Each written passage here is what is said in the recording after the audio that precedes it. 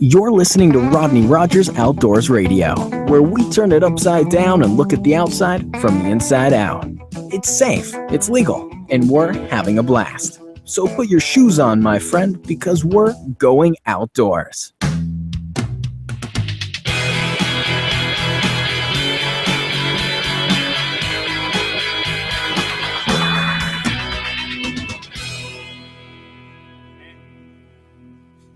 And good evening, outdoors. I'm Rodney Rogers. You're listening to Rodney Rogers Outdoor. What do we do here, Mike? I'm just partner, coach, easy crime, the man himself, Michael Coy. We're live. We are live.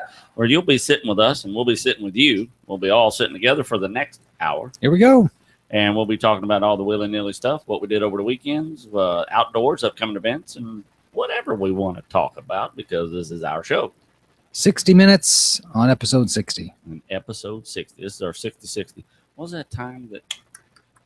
60, oh, that was 60 minutes. Yeah. I'm not very bright today, am I, Mike Coy? You're as sharp as a tack, Rodney. Sharp as a tack. So we're going to talk about... actually, we did not have a show last weekend. I keep banging on Yeah, stuff. my bad. Yeah. I know. It's actually at both of our bads. I was working doubles. You was working triples. Triple nipples, and we were just. I did have the energy to get up and go get me a sandwich at the gnarly bar that night. So, you can always find the energy. I can always find to go to the gnarly barley. And then I just went home and was dead. Yeah. Pulling a night and a day and a day and a night. You were too. Yeah, actually. it takes a lot for us not to show up here on Tuesday nights, It and so it kind of all hit us last Tuesday. So we apologize for that, but we're back on track. So we are back on track. Episode 60. Mike, I know how your weekend was. I watched you. You worked pretty much weekend. Been busy. Yeah. Busy. It's all a blur. It's all a blur. I'm just going through My past few weekends were pretty awesome. I was doing the outdoor thing. I'm glad we're friends on Facebook. It allows me to keep track of you. Exactly. See what I'm doing. It's actually funny. I wonder how many. There's got to be people who use the social networks for that, because we're not phone talkers. We rarely talk on the phone. We'll text. But I wonder what Rodney's doing. Let me log on to Facebook, and that's how I keep tabs on you, just like the way everybody else does. That's how you do it nowadays. You know what I mean? Because you're right. You know what? Even like let's take it back 15 years when we're not phone talkers. We had no way to catch up. You know what I mean? And I feel like when I see your Facebook post and I see what you're doing, you're working out. I feel like, oh, okay, well. We talk. We haven't said a word to each other. I feel like we've talked. Yeah, it's amazing how much it's changed our lives, and for the good and the not so good. I'm torn in between. I love the technology, but there's got to be a backlash at some point. I'm thinking. I hate going to restaurants and seeing people's faces illuminated by their cell phones. Yeah, honestly, it just saddens me. And I'm guilty of it myself. It's not a condemnation, but it is a sad. There's something very sad about it. You know what I noticed when you and I sit down, we try not to pick it up very often. I mean, we don't Facebook our crap cakes and that's true. Yeah, I know when you and I are together, we rarely pick it up unless we're showing each other something. Yeah, that's true.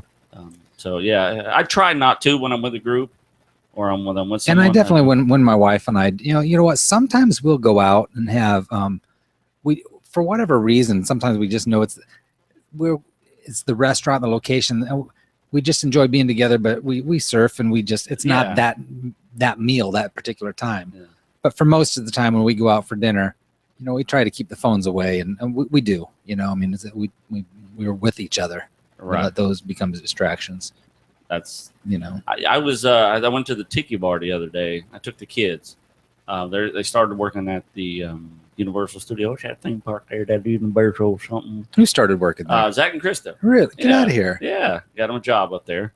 A good friend of mine, she's a big wig there, so she says, "Look, kids need work." I said, "Yes." She says, "Get them up here." Yes. So they're excited. Today was their second day of orientation, so they're totally excited. So I don't even know where I was going with that, Mike. You were talking about getting the kids out of the house. Oh, okay. Yeah, exactly. So anyway, phase 2. They got a job. Well, that's great. So no, my mind was, I was headed in a direction. And then you used squirrel. Squirrel. You looked away. That's all it takes. So, but anyways, you were talking about so phones. we were at the Tiki Bar. I took him to the Tiki Bar, and I did video this lady going by on a paddleboard, and I posted it on the on my Facebook. You kids get outside and stay, that kind of thing. Mm-hmm. I just thought, man, that was the purpose, and then I put my phone away, and I ate my chicken wings. My point is, I'm glad we're friends on Facebook. How'd we get her? Yeah, that was a round robin right there. I mean, we need I've been so busy, I've barely had time to even follow you on Facebook. I mean, because I see these things. Kimmel, my wife, will say, "Did you see what Rodney posted?" No, I'll make sure to go there and see it. But we need a section on the show just saying what's on Rodney's Facebook page, so we can look. Because I'm seeing here things. I saw your rod and reel scattered out. What am I looking at here? Well, basically, I took my nephew who hadn't been fishing in forever, and I gave him one of my reels, and it was like sticking. Now that reel he was fishing with he's 20, probably 22, 23, and that reel was almost 20 years old. It's probably about 17 years old. So you took it apart? So I wanted to figure out why it was sticking, so I disassembled this thing, and it was just years of dirt and. A lot of times when you do a reel, and I've shot a video on how to do a superficial cleaning to keep your reel going for 20 years. And then I've done it in depth, and more of the videos I got to edit and put it together in a post. Did you reassemble it then? I did. I actually did a time hyperlapse. Oh, did you really? Oh, that's cool. Yeah. So, it was actually pretty awesome. So I did a hyperlapse for that. I'll just shoot that on just for the comedic value. So you said a great way to stretch a reel out for 20 years is to maintain it. When it rains, maintains. There's supposed to be an S there? No. When it rains, well, yeah, I did it as a joke. When it rains, you gotta be. When it rains, maintains. I just wanted it to rhyme. No, you nailed it. I did. How'd I do? You nailed it. Yeah, that's all I can say. You nailed it. I'm a carpenter. That's what I do. I just made that up. I win. Did you see that? See that? Get the little. When you read people's captions, do you put a personality to it, or do you? I try to. You have to, because words can be so cold sometimes. You know what I mean? Sometimes put your own little flair into it. In your head, it's way more funny than it pulls out of it. Not always. Sometimes it's pretty funny. If you got a sense of humor, some people just don't have. You just call me a jackass. It does help when you know somebody's. It sounds way better in my head. But you know what? Those who know you. Yeah, hopefully it's hilarious. So, yeah, it was rainy last week. It was rainy, not this past, but the weekend before. So I did fish. My cousin and I went out fishing, and I caught one fish. It was cold, and we didn't have rain gear, and we got soaked. We fished in that downpour, and so I went home and I said, you know what? Let me just get these rods, taken apart and cleaned up. I had one that. They just needed attention. They really did. So I just kind of took them apart, put grease where it needed to be, and oil where it needed to be. Are most fishing rods not waterproof? Is that a well? Yeah, issue? Yeah. It's and that's what I explained in the video. There's, I got a $29 rod that I've had for 15, 18 years, and then I've got a $270 rod that I've had for the same amount of time. Now, they both work great. If you maintain them, you'll get that longevity out of it, regardless of what it costs. But the $271, their bearings are a little more waterproof. Okay. They have clutches. They have a lot more intricate gear. Visually, they look exactly the same. The 29 is no different than the 270. But, when you saltwater fish as much as I do, that's where it makes the difference. Okay. You dump that $29 one in one time, it's getting saltwater throughout. But not the 270. It's waterproof where it needs to be. Got it.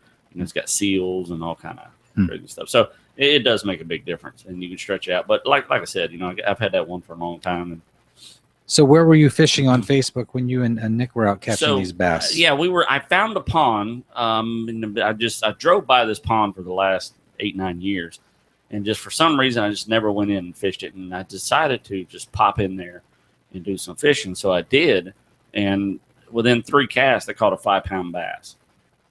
So I fished a little bit more. Actually, I went in to age the pond. If you've seen the video I posted, I kind of said, hey, let's talk about how to age a pond. This pond had no vegetation, so I kind of wanted to see, if it was fishable. And so it was. I mean, it was just absolutely a gem. It was a diamond. I mean, it wasn't in the rough. It's a diamond.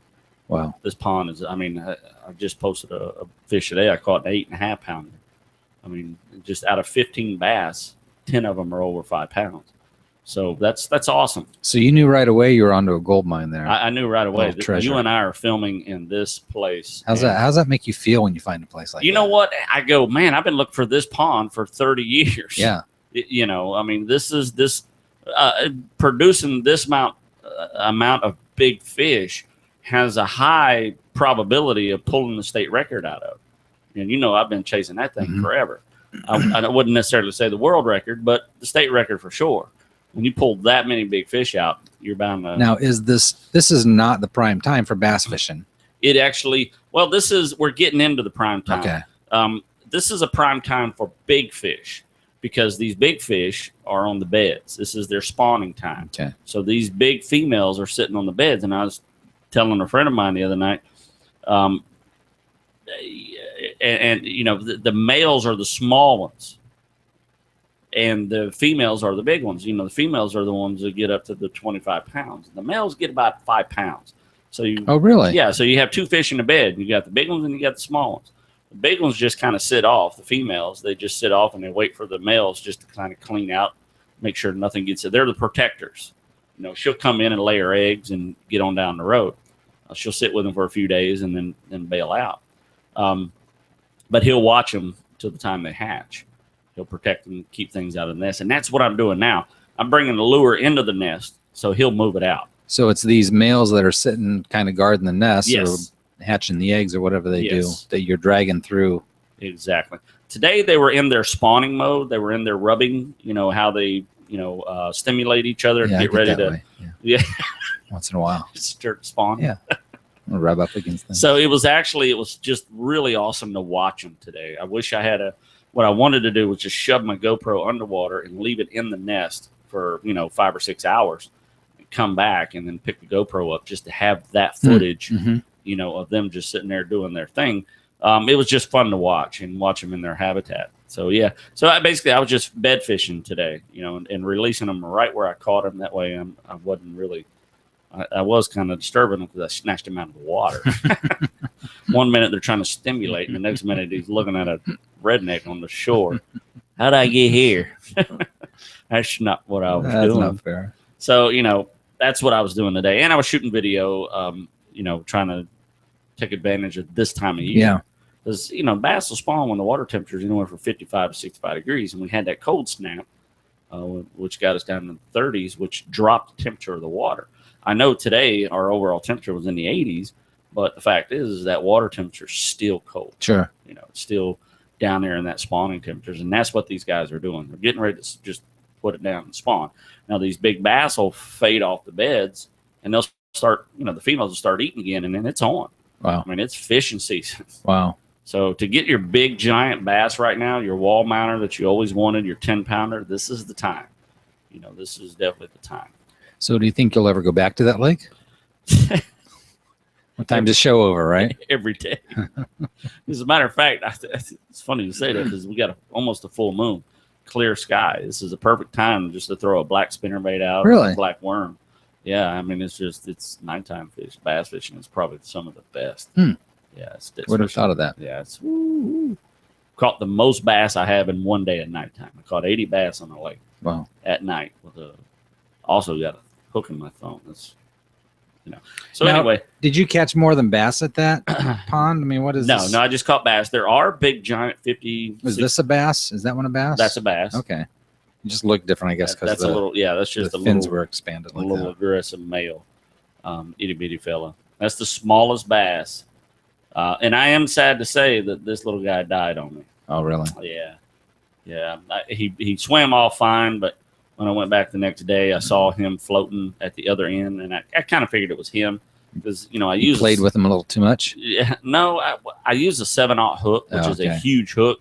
It kind of went through the roof of his mouth and got into where it shouldn't got in. You had a feeling when you took it out, maybe? Yeah, when I took it out, I thought, I don't think this guy's going to make it. So, yeah, he didn't make it. So that's the only picture of him living. I see the lure in the back of your head. Did you just That's spike my tackle yourself box. as well? Okay. That's my tackle box. Nice and handy anytime you need it. What I do is, I carry, I try to weigh out the conditions of what we're going to get into. So I put what I think, Are you serious? Yeah, and I just stick it in my hat. I need a hat tackle box, Mike. Just put them in your pocket. Yeah. You reach in your pocket, you might find yourself a little trouble there. Hat tackle box. Hat tackle. You hear where I'm going with this? Yeah, I hear you. Hat tackle. Interesting. Nice. All right. If anybody invents that, I want 50%. Hattackle.com. Let's go get it. Hattackle.com. So, yeah, you see Nick there. Look at that smile. There's only two things that makes him smile like that, and they both smell like fish. Isn't that crazy? Hey. They're fish. Oh, and yeah, grouper. fish. Grouper. Love the bass and grouper. Awesome. Overall, not a bad day given the previous few days of bad weather. We nailed a few chunks today. Chunks, what's the limit for what is a chunk? Is it just a chunk? Is a 5-pound bass. Okay. Yeah, I mean, it can be a 3 or 4, but technically when a bass becomes a chunk, it's in that 5-pound bass range. And you know what? In 5-pound bass is the level of fishing. I mean, a bass fisherman wants to get that 5-pounder. Okay. And then he wants the 10-pounder. And then he wants the proverbial 12. Sure. You know what I mean? Those are the goals, the 5, 10, 12. 7, 8, 9, it's a big fish. They don't even think about that. I'm on a 10. They're greedy. Well, let's talk about current events. So let's talk about current events, Mike. Did you see? Are we up on what you got there? I got you, babe. You got me? You see that guy? Looks like the head of a shark. That is a great white shark, Mike. That's just not any. That's off the coast of Florida. And they're shore fishing. They caught a 10-foot great white shark in Panama City. I did not hear that, really. Yeah. How crazy is that? He's got a big reel. And they just, they fish. A lot of times you catch tiger shark and makos and stuff like that. This guy caught a 10-foot great white shark. And here's what I was studying. Just a week before that, a guy takes, he's got a little flats boat like mine, like the flats boat I had, and he's trolling for redfish about 8 miles out. 10-foot great white starts chewing on his boat, on his trolling motor. So, I mean, yeah, and this was in that same area. So I'm thinking, wow, is this the same shark? Now, they did tag and release this guy. Because in the state of Florida, it is illegal to target great white shark, first of all. Okay. So if you say, hey, we're going great white shark fishing today, that is illegal. You cannot do that. If you catch them and release them. You're not allowed to kill them or keep them. They are protected in the state of Florida.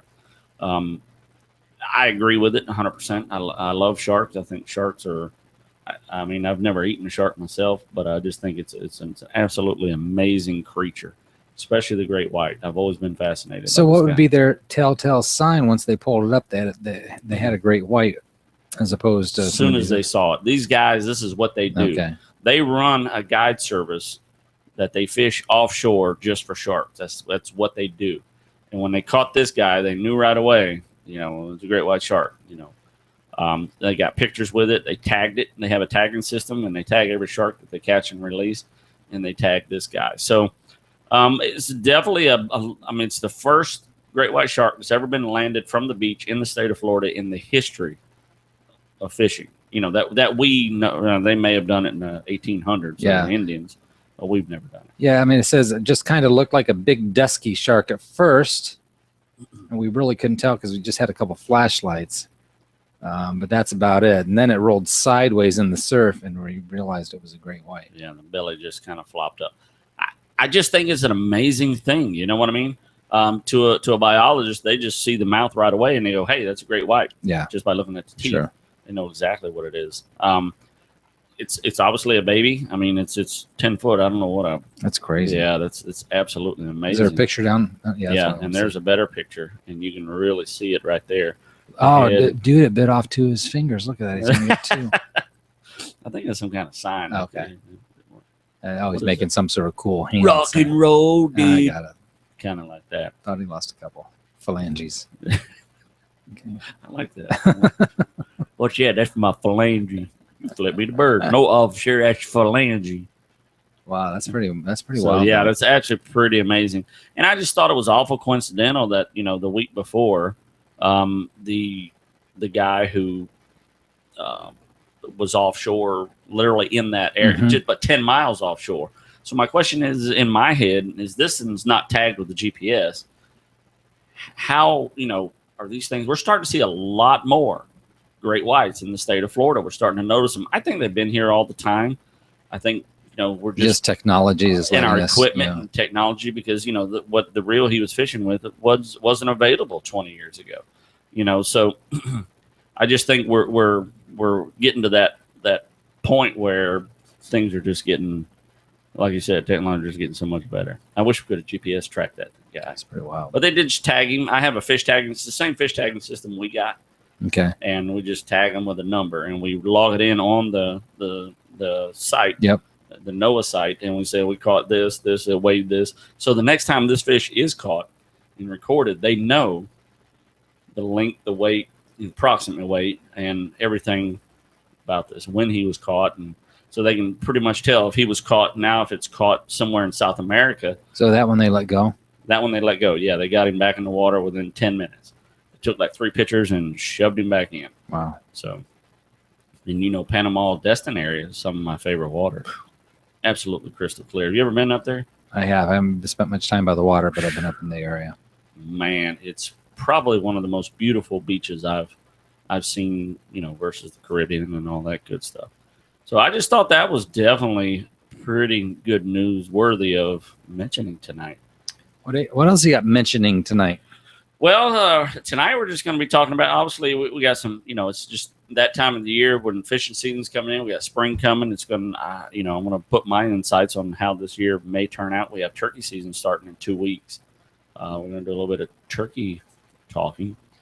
That's here. And so, man, that's kind of what we're going to be talking about. Is this also the season people start looking to buy boats? I've been noticing a lot of articles on buying boats and what kind of boats to buy. And yeah, this is because you're coming into that boat riding time. The summer in Florida actually starts technically tomorrow, if you think about it. People judge it by the time change, which is this coming weekend. Oh, is it really? Yeah. So okay, come this Sunday in our minds, it's summertime.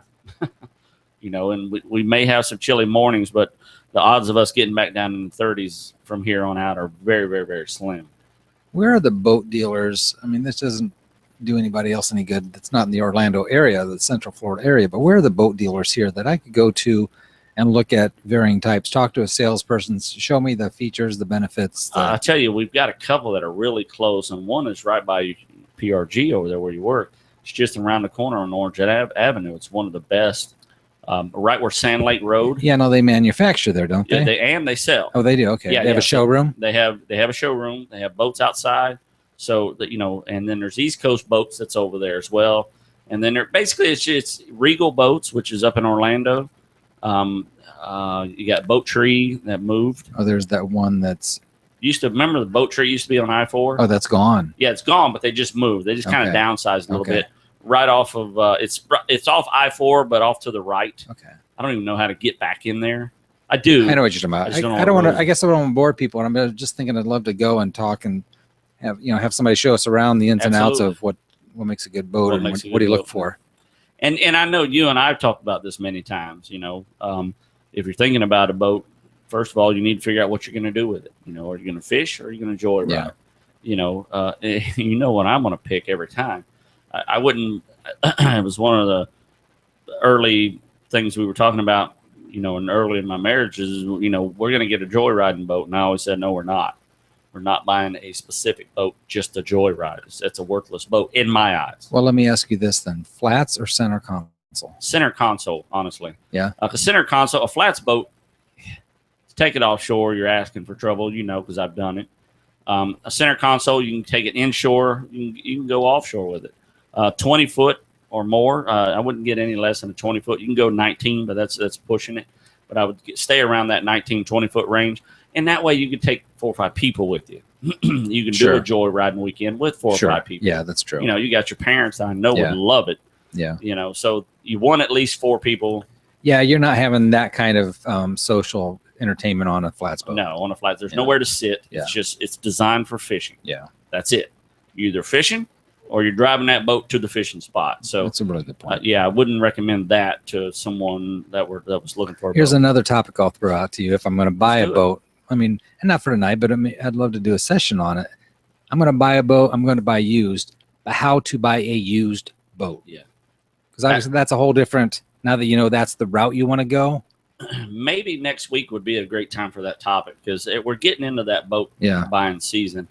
And not to dwell on this a lot, but you got boat brokers that have the tools to check compression on the engines. If you want to buy a boat that's been well maintained. I said it before, my buddy Manny's boat, he's going to be upsizing, and I said, I mean, he's got a 24-footer, and I want his boat because I know how well it's maintained. Yeah. You know what I mean? It's like brand new.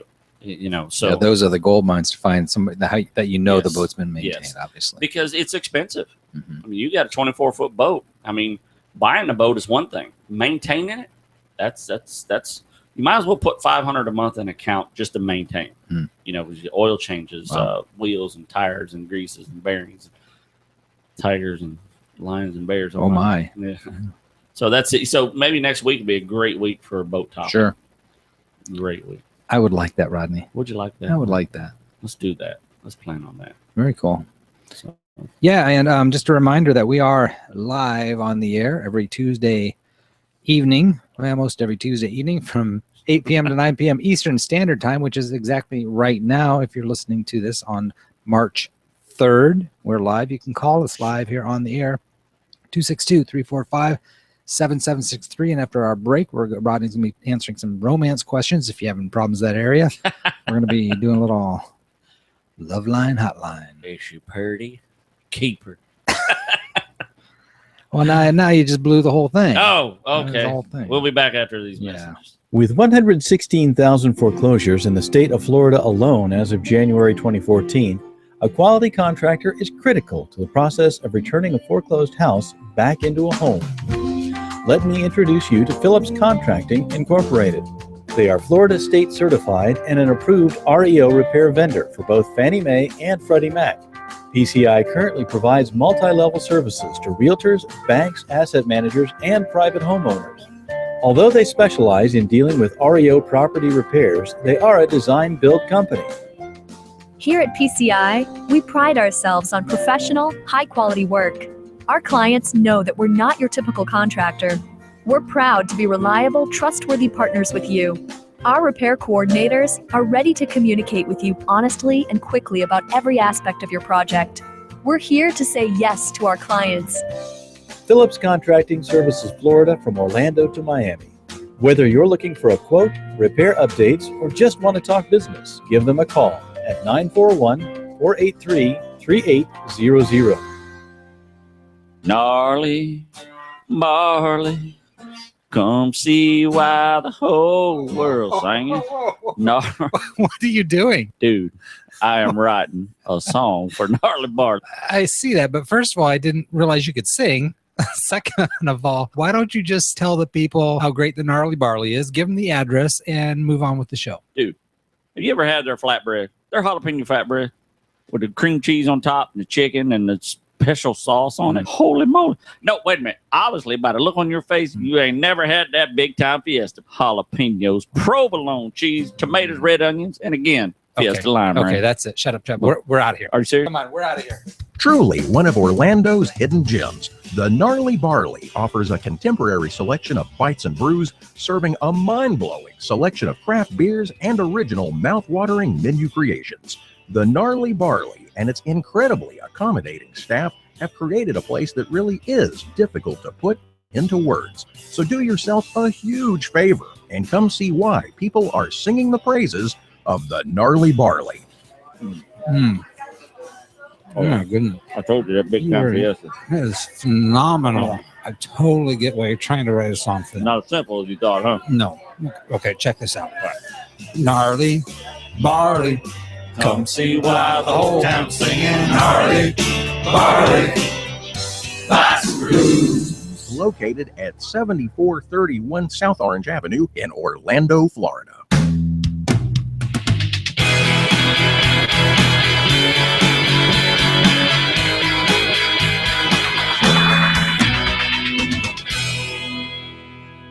we are back live in living color, RodneyRogersOutdoors.com. Mike, I just want to say something real quick. We are going to be at Bass Pro Shop on March 15th doing our redfish demos. Hold the phone. Say what? Yeah, we're going to be back. I got a call from the promotions manager at Bass Pro Shop.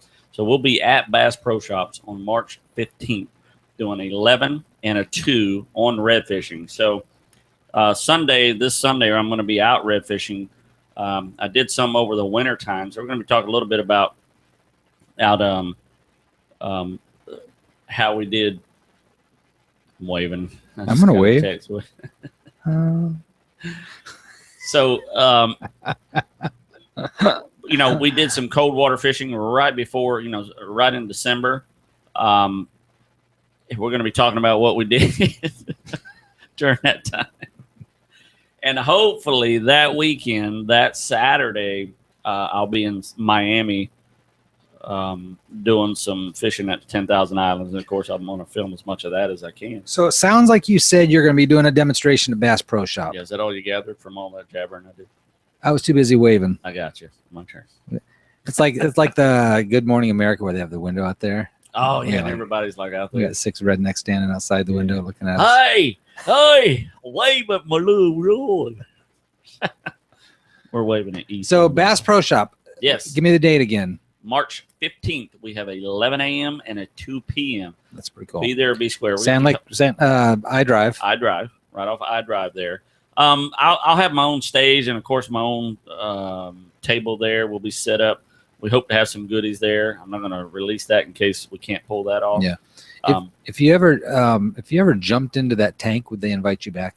No, probably not. And that's why they're not sponsoring the Monsters anymore. What? Yeah, you didn't know that, huh? Yeah, they jumped in the tank. No, remember Drunky the Bear? Yeah, and the of Monsters. Course. They were talking about it on the show. They were doing this big bit, and they thought it would be cool to jump in the tank. Well, they got wind of it at Bass Pro, and they don't even like you joking about it. No, it's not even a joke. Well, when I said that, I wasn't joking. Yeah. It was a sincere question. Yeah, it's just saying. Wow, I didn't know that. Yeah, so because those fish, it's hard. Any kind of contamination in the water, one of those fish died. So that's they take that pretty serious. Well, I personally am excited that's back on your agenda and your I've not done it for a couple of years, so I am really excited to be back in with Bass Pro Shop to be doing that again. Fun. So Ben Beckner, the promotions manager, I know he's a listener of the show. So, that's cool. Thank you so much for putting us back on your. I am excited about that. Well, you know what I did during the break is I am actually signed up for a free copy of a beginner's guide to boating. Really? Yeah. Okay. There's a site called discoverboating.com that I kind of follow and I visit when I'm dreaming about my new boat, and they have a free guide. So I think that's cool. They'll send it to me in the mail, and it says on my credit card bill, but monthly. What? For your new boat? Hold on. $279.95. Yeah, back up for a jump boat. So I know you and I have talked about a boat. So if you got a boat, we talked a couple of years about you wanting a boat, and you had told me what kind of boat you wanted then. Doing what where we are now, has your thoughts changed on the type of boat, or are you kind of? Yeah, I believe if I were to go buy a boat right now, I would look, because I think there's a boat out there that satisfies both of what I'm looking for. Right, a comfortable boat that you could fish off of, because Manny's boat's great. Absolutely. Absolutely. Something that at least part of the boat has some cushioned seats that you could recline on. Yeah, exactly. So the ladies can chill out and do what they want to do on a boat, and then you can still fish off it. I would be hard pressed for me to buy a boat that you and I, in our efforts, couldn't take advantage of. I got you. Yeah, I see what you're saying. That would be almost foolish of me to do. Yeah, I see what you're saying. Yeah. Because we wouldn't utilize it for joyriding all the time to the extent that we, in your fantasy mind, you think you would. Exactly. Yeah, you can only joyride so much. You know what I mean? But Rodney and Mike could tear it up. we might get some use out of this.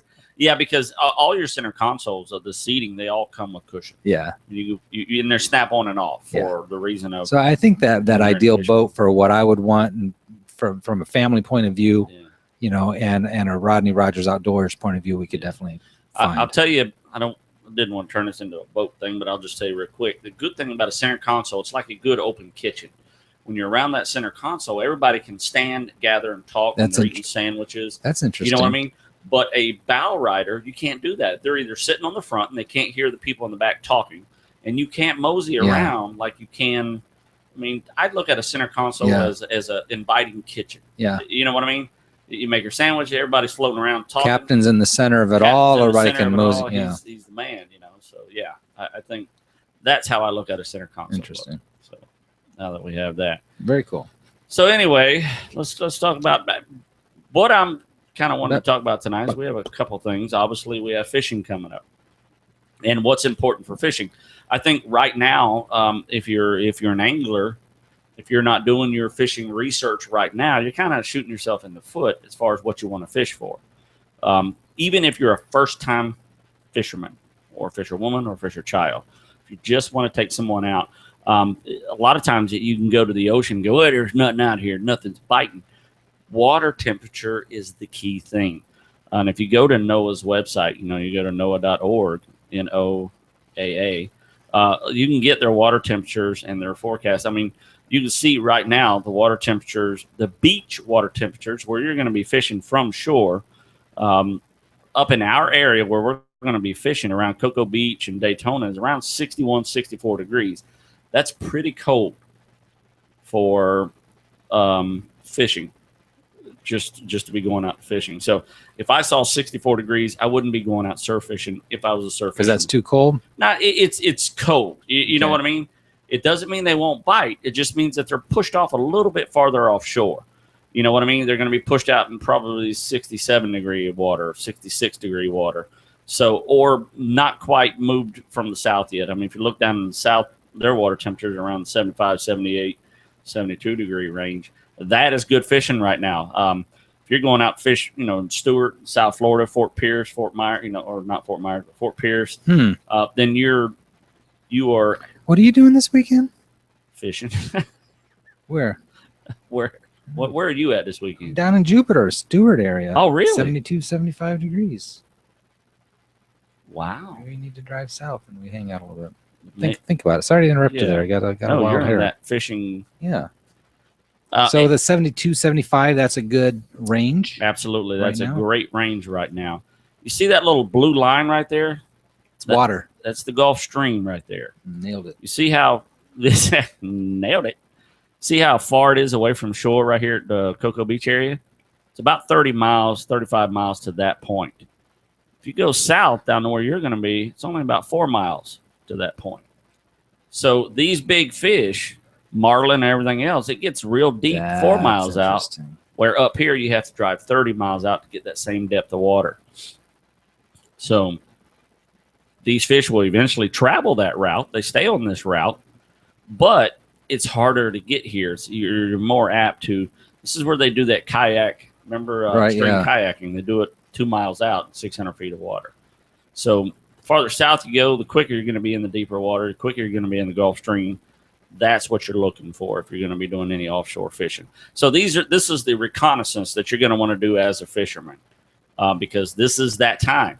Right now is that time. We're getting into the fishing season, if there was a season, which Florida does not have a season. We have seasons on certain fish, snook and snapper and stuff like that. But overall, mahi, marlin, sailfish, there's a time when they migrate, cobia, and now's that time. We're coming into that window. We're starting to see some cobia coming in off, in the Gulf side. If you notice, the Gulf side is a little cooler on that side because it's shallower water. We don't, the Gulf Stream starts 100 miles out here. This is the start of the Gulf Stream. So it's, it's like a big bowl, just like a big flat plate. So it only drops about a foot a mile. You go 50 miles, you're in 50 feet of water. Where you go 50 miles out here, you're getting arrested from some other country, on the east side. So on the Atlantic side. So now is your fishing reconnaissance time. And it doesn't matter if you're doing it in freshwater or you're doing it in saltwater. Now's your reconnaissance. I was doing some sight fishing. We have spawn and bass. If I would have been a little bit earlier, I'd have caught the pre-spawn. I would have caught those big females feeding up to get ready to sit on the bed, because right now they're not eating. They're not going to eat. That's just not in their diet. They've gorged themselves up to this point. So for the next 10 to 15, 20 days, they're going to be just sitting on the bed. Wow. So we do have spawning fish in the saltwater. We have spawning redfish. We have spawning, there's a ton of different fish spawning. Snook are spawning on the shores. So it's just that time where you want to do your reconnaissance. Figure out what fish you're going to chase. Am I going to catch, if I'm going to target snook, or if I'm going to target redfish, or sheephead is, this time of the year, sheephead are really phenomenal. This is their spawning time. The wintertime is spawning for sheephead. I wanted to get out. It's just not enough weekends in a month. But what makes you choose one fish? I mean, that seems like a very difficult choice up front. It is, as a fisherman. You've got a lot of fishermen, and it's really hard on me because me, I chase everything. Yeah. But you've talked about the sheep's head. Right. Talked about the peacock. Right. Exactly. Peacock bass. Right. I consider myself an abnormal fisherman because I chase all those. Consider you very Abby somebody. Abby normal, I think it is. So I want to catch that broad spectrum. Sure. I want all those fish. Well, I suppose if you fish a lot, you do want kind of all those notches in your belt. Yeah, I just think I want. To me, it's all about that picture. You know what I mean? It's not the trophies on the wall, because I quit mountain fish years ago.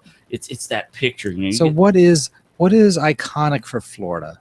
Does Florida have that iconic catch? Yes. What? It is the largemouth bass. Even more than a deep sea fish? Absolutely. I mean, a mahi or something? Absolutely. The bass is very well. The bass really? is Okay. The bass is so iconic that Japan, it's something we didn't get to talk about. I was going to talk about last week, so it's going to be a fair fishing show. Japan has their fisherman Takio Arimura. I don't even know how to say it. It's Takio. That was good though. But they bought the Florida strain largemouth bass, put it in a lake in Japan, and that's all they do there. They bass fish in this lake from the Florida strain. We have the largest strain of bass in the world. It's been shipped to Louisiana. It's been shipped to California. So they have brought our bass to a lot of the states to breed that giant fish, because largemouth bass is the number one bass fish, sought after fish in the world. There's nothing more sought after than a largemouth bass. That's wild. Yeah. So just Florida is iconic for that bass, that giant bass. Now, if you go to step 2, you're talking snook and redfish. That's two other large inshore species that the people chase. Not so much the marlin, because not many people can have an offshore boat. I mean, that's much more of an exotic kind of upper end. You gotta charter a boat for a day. It's $1,000. Yeah. You gotta get all your buddies together, and it's hard to get everybody together. And then you're still not guaranteed. You're still not guaranteed. There's a lot of guys who target nothing but marlin. That's all they do. They're marlin guys, and this guy's a snook guy, and this guy's a redfish guy. I'm an everything guy. And that's why Bass Pro calls me, because I can do their bass seminars, I can do their snook seminars, I can do their redfish, I can do their offshore fishing seminars, because I'm first mate on a boat and second mate on another boat that's very successful. Sure. So I have that spectrum, and I want to know all I'm that. 12th mate on a boat. You're 12th mate. On a boat only holds 11 people, though. So I'm always left out. I just think that's unfair. Well, maybe somebody will get sick and get a hook in their foot. I'm hoping. One can wait. So, I think right now my target fish, if I had to pick 2 fish in the state of Florida that I want to catch more than anything, that's a peacock and a bonefish. Bonefish is probably one of my personal favorite frustration. I want to get down there and catch a bonefish. And down there being where? The Florida Keys. Okay, so they're in bonefish Miami. in the Keys. Okay. Yeah, they're in the Keys in Miami. And peacock in the Miami area as well. The Miami area as well. And it's actually an invasive species, like the snakehead and all that other stuff. But we have come to embrace this particular fish because it is so beautiful, and it is very aggressive. I follow Strictly Peacocks on my Facebook. And he does a lot of peacock updates. So he told me, Rodney, April is your best time. So I'm kind of working with him. So we're going to go down and fish in the areas that he's telling us, and we're going to really jam some peacocks this year. We're gonna be on it this year. I'm not going to go another year without a peacock. I've been down there a few times. I'm going to say it again. I'll record it, and then we'll play it back. I'm locking you in. You know you're being recorded, right? Oh, yeah. I told you that up front, right? Yeah. I record this conversation. Speaking of recording, you can find us on iTunes. So this is your year for the peacock. I think it's my year for the peacock. Not like my state record bass I was chasing, because I was not very successful in that situation. You're still chasing it. I'm still chasing it. So we'll see. We were close. I mean, 8 pounds. You never know. Every cast, buddy. Every cast. You never know what that next cast is going to bring. Isn't that part of the excitement, though? It really is. You know what I mean? It really is. Every time that thing gets snagged on some log, you think you've got. You know what's funny is I take so many people fishing, and I'll catch big fish, and they'll catch small fish, and they go, dude, what? Come on. We're fishing side by side. We're doing this. We're doing that. We're doing that. I'm catching dinks. You're catching these big fish. What's the difference? Retrieval speed. You know what I mean? When you go blowing a bait through the water, just one after another, as fast as it'll go, you're going to catch those aggressive little bitty bass, and that's all you're going to catch. 99% of the time, you're just going to hit those little bitty fishy. It's just super aggressive, and they want it, and they want it. You got to slow that retrieve down a little bit. And I'm not saying a lot. Sometimes it's literally a half a turn. Makes all the difference in the world. So, and I've said it 1,000 times, you can throw a bait out there and have 20 different baits on one. You can twitch it, reel it straight, let it sit, pause, dead stick it. I mean, there's 100 things you can do with one bait before you ever change it, And a lot of times that makes all the difference in the world. So your lesson for the night is change your retrieve up on the bait that you're using before you change your bait. Because if you change your retrieve, if you don't change your retrieve, when you put your other bait on, you're going to reel it at 75 miles an hour. And then you're going to reel the next one in at 75 miles an hour. And that's not, it's not what's called for. Remember what you did. If you catch a fish, how fast was I going? Did I let it sit? You have to pay attention then. You really got to pay attention in fishing. And that's why a lot of people are not successful and they get frustrated. It's just, well, I didn't catch nothing. I've fished that pond 1,000 times.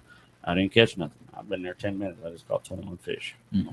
So you really got to pay attention. And that's where experience comes in. And that's, people are doing the math right now at 10 minutes and 21 fish. Yeah, it's a lot of fish. It's 30 seconds of fish. Yeah, at least, yeah. What's funny is I've done 10 fish on 10 casts once.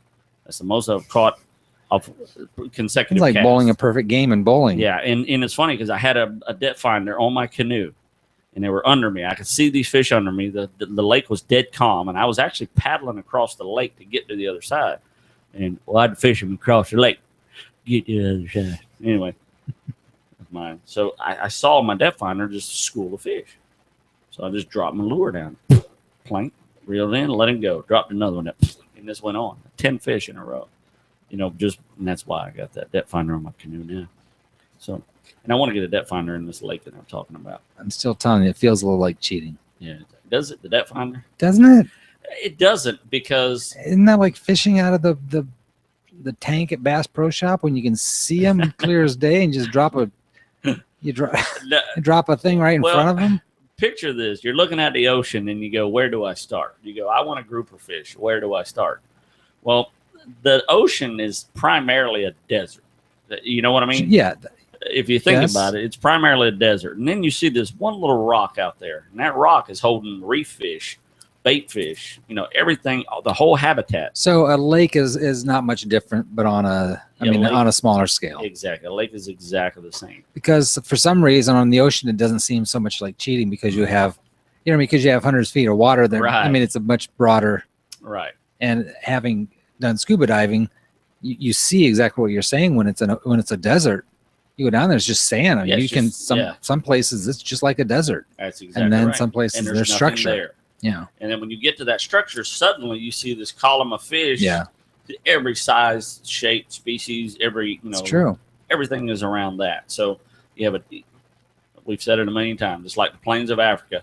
If you see for 100 miles and you see one bush out in the middle of the plains of Africa, don't go near that bush. Yeah. There's probably something hiding. There's a lion, a tiger, a cheetah, something he's using that bush as camouflage. It's the same way in the ocean. If you got that one rock, everything relates to structure. Lesson number 2 tonight. Everything relates to structure, be it fresh or salt water. It doesn't matter. They have to have that. Now, when there's an absence of structure, and this is what my cousin Nick, who's fished with me for 100 years, him and I, he goes, he was talking and he goes, when he's seen no structure in this lake, he goes, dude, what are the bass hiding around? Are they, when there's an absence of structure, and I fish lakes that have no structure, no grass, no nothing.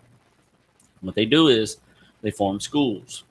They're just schools, and they chase these bait fish, and they all, push these bait fish, and they all eat together in a school, and they swim in this lake, in schools, and that's how they forage. There's no structure, so they make their own structure.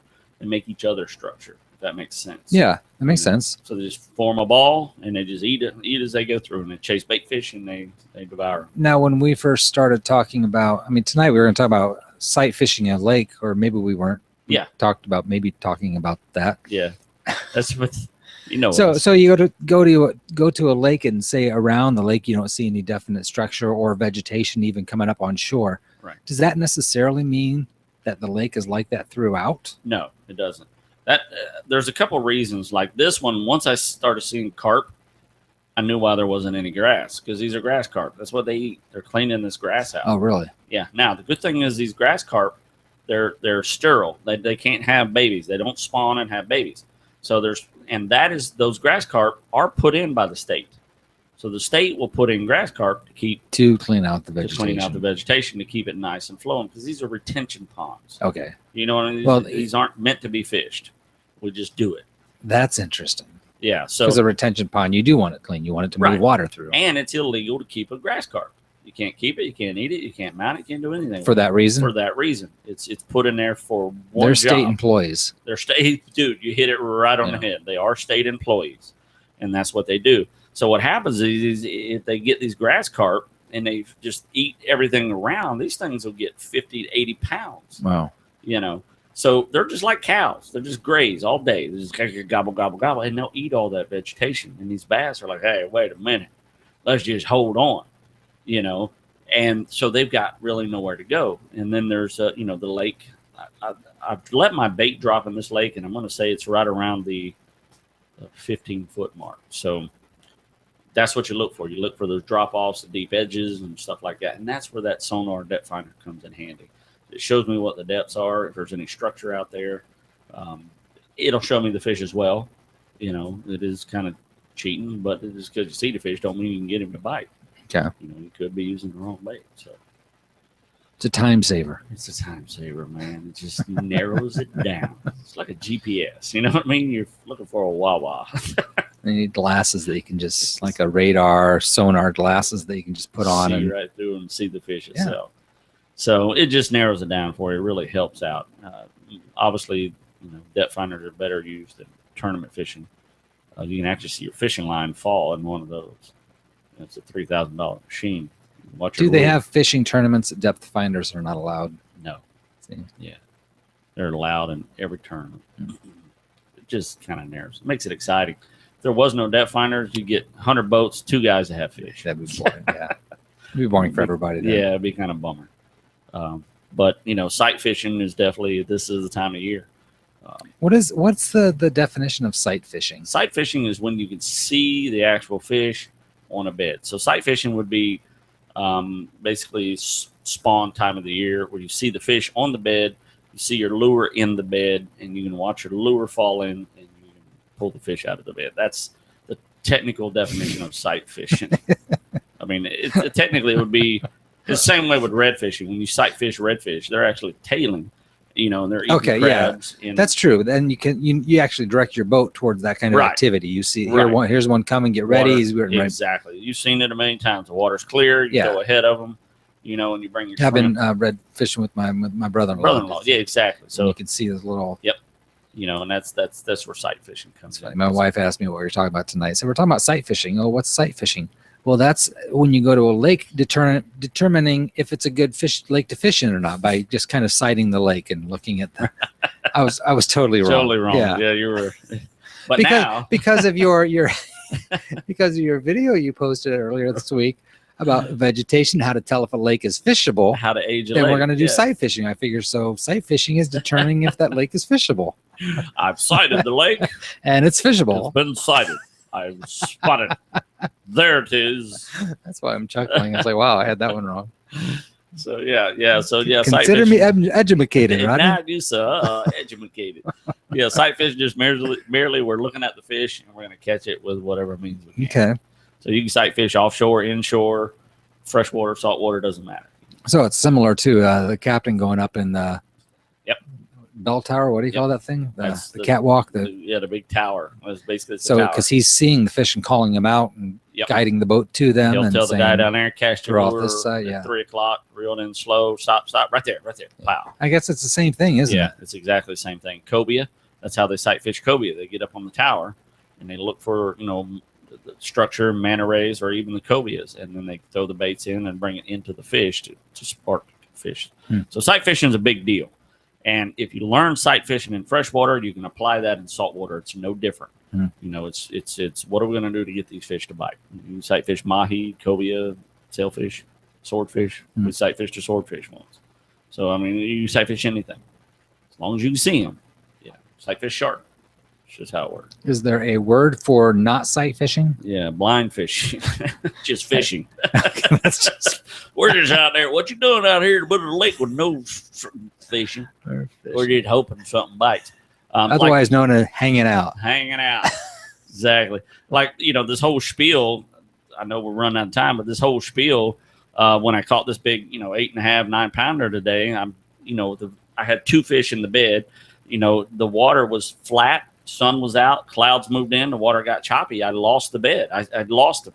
I knew they were there, but I couldn't see my bait or the fish. So I had to throw my bait out, put it in. I knew it was in the bed, and I just had to keep a real tight line so I could feel the fish grab the line. Once he grabbed the line, then I set the hook. Now, if I would have caught the male first, I'd have never caught the big one because it would have pushed her off the bed, and she probably wouldn't have came back for a while. You know what I mean? Yeah. So I had a 50-50 shot at which one was going to hit this. Now, I had thrown my bait in there 50 times, and that male had grabbed it every time. And I didn't hook him because I didn't want to hook him. I let him pick it up and spit it out. Well, this time I said, well, I might as well catch the male. I might as well catch it. Right. As soon as I felt it, I hit it, and then this reel just started singing. And I knew it wasn't the male. Oh, really? Yeah, so I had a 50-50 shot. She finally bit. Just got lucky, So Wow. I went from sight fishing to blind fishing, just fishing, and going sheerly by the feel of the line. And that's why I use the line I got. And that's what I talk about in my video. Why I'm using the bait I'm using, why I'm using the line I'm using. In order to be successful, you put all these things in the same bucket, and you're going to get a nice turnout. If that makes sense? Yeah, absolutely. 10% chance off Yeah. of every bait will give you 100% results. Wow. Wow, how'd you like that? I love it. That's a sticker right there. I feel rejuvenated. It's why I come to this service every week. It's like going to church, like going to outdoor church. church. You give me that booster shot in the arm. I'm ready to go again. Now you're I excited. learned something. I'm motivated and pointed in the right direction. Now we can sight fish. Yeah. For those of you who don't know Rodney personally, Rodney is the real deal, and I'm thrilled to hang out with you for an hour every year. Every year. It feels like Once now a anymore. year. Yeah, it does. But because you just inspire me. Thank you, brother. I mean, this has really brought me back to life, and That's why we do this. love this hour we spend every Amen. Tuesday night. And I hope it's the same thing for those listening or watching. I'm really open to it. And you and I said in the beginning, that's why we do this. Yeah. We do this so we all can do it together. Just hearing words like tight line and spinner, and that's cool. Yeah, there's something awesome about that. Nah, you're the real deal, and I'm glad to Thank you, brother. have you in my life. my I'm friend. glad you're here, Brian. So that's another show, Mike. We're Yeah. down. It's good. Down another show. I like it. to learn about. I think. Oh, I think Was we're that your playing. feet? We're playing footsies a little bit. That was kind Nice. of I a knew nice that little was- bonus I wasn't It's about expecting for time. I've been tonight. waiting Yeah. for that for 8 years. The other thing we should do is pick a fish. Let's pick a fish. Pick a fish and do a show about a fish. I mean, like tonight you were talking. I mean, off before we started, you were Yeah. talking about mussels. Yep. Not a fish, but I mean, is it a fish? Well, it's a mollusk. It's a mollusk. It's something different than Yeah, a fish. it's different than fish. But taking something like that, Yeah. because I remember on our New Year's show, one thing I still haven't done, but I still want to do it. What is it, March now? Yeah. Is we said one of the New Year's resolutions potentially for an outdoor person would be pick a species, pick a fish. You know what? That's right. And learn more about it and focus on learning about that one. I'll tell you what, if you're listening, post on our Facebook, send us a mail, send us whatever, somehow pick a fish for us. Let's go with it. Pick a fish. First fish that comes in, we're going to focus on that fish, and I'm going to go catch that fish. I'm going to tell you how I did it. That's it. This weekend's going to be a fish that comes over. Yeah, pick something you like, you've caught, you haven't caught, something you're an expert at. Call in, chat with us about it. That's what it's all about. It's not like a great white because that's so overdone. It's been everybody's done that. Yeah, we don't. Yeah, we're not heck with that. So there you have it. Good Mike, times, my friend. I love being here with you, my man. Likewise. I hate that our show's over, but it is. Yeah. Till next Tuesday, we got some exciting things to do the rest of the week and the weekend. So there you have it. Mike, have a good one, buddy. Thanks, buddy. And as my mama said 18 million times, and hopefully, and I pray I get to say it at least half that, you kids get outside and stay.